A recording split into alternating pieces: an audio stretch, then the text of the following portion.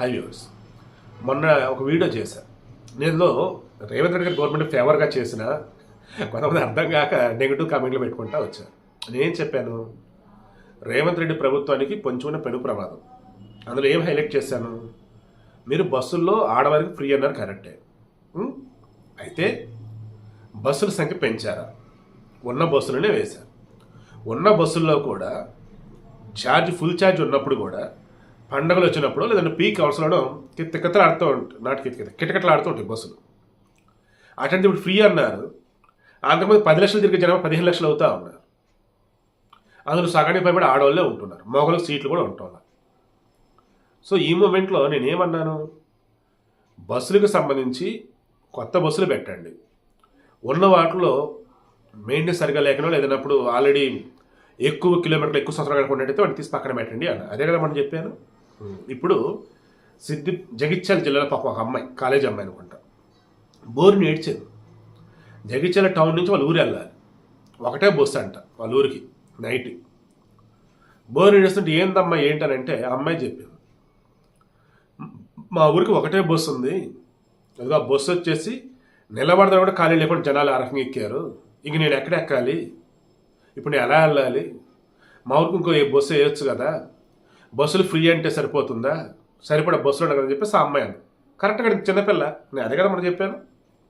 తర్వాత ఈ బస్సుల్లో ప్రయాణం చేస్తున్న వారు వచ్చేసి స్టిల్ కొంతమంది వేరే రాష్ట్రాల ఆధార్ కార్డులు అవి పట్టుకొచ్చేసి హడావుడి చేస్తూ మొదలెడతా ఉన్నారు. తెలంగాణ రాష్ట్రానికి సంబంధించిన అడ్రస్ ప్రూఫే ఉండాలి. ఓటర్ కార్డు అయినా, డ్రైవింగ్ లైసెన్స్ అయినా, ఆధార్ అయినా, రేషన్ అయినా గుర్తుంచుకోండి. ఓకే. ఇక మొన్న 2 పథకాలు ఏమేంటి? ఆరోగ్యశ్రీ 10 లక్షల పరిమితి పెంచారు, బస్సుల్లో ఆడవారికి సంబంధించి ఫ్రీ. ఓకే.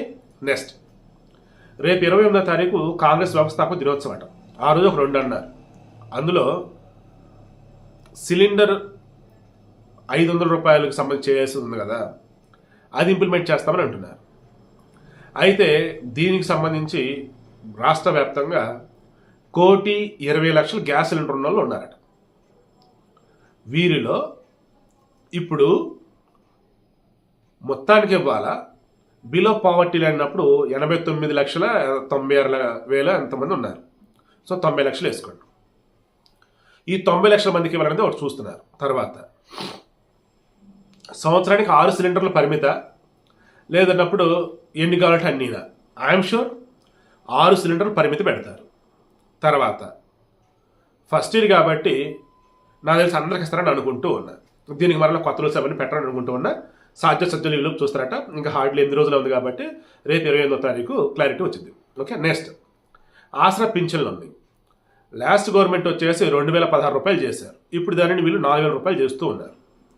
అది రేపు 28వ తారీఖున స్టార్ట్ చేయబోతున్నారు దాన్ని కూడా. సో పింఛన్ 4,000 రూపాయలు పెంచుతున్నారు. దివ్యాంగుల పింఛన్ ఆల్రెడీ 3,016 రూపాయలు ఎంతో ఉండే, దాన్ని కూడా పెంచాలి. సో దాన్ని కూడా మొత్తం రెడీ చేస్తున్నారు. సో 2 ఆల్రెడీ ఇంప్లిమెంట్ అవుతున్నాయి. ఆరోగ్యశ్రీ 10 లక్షలకు పెంచున్నారు, ఆడవారికి బస్సుల్లో ఫ్రీ.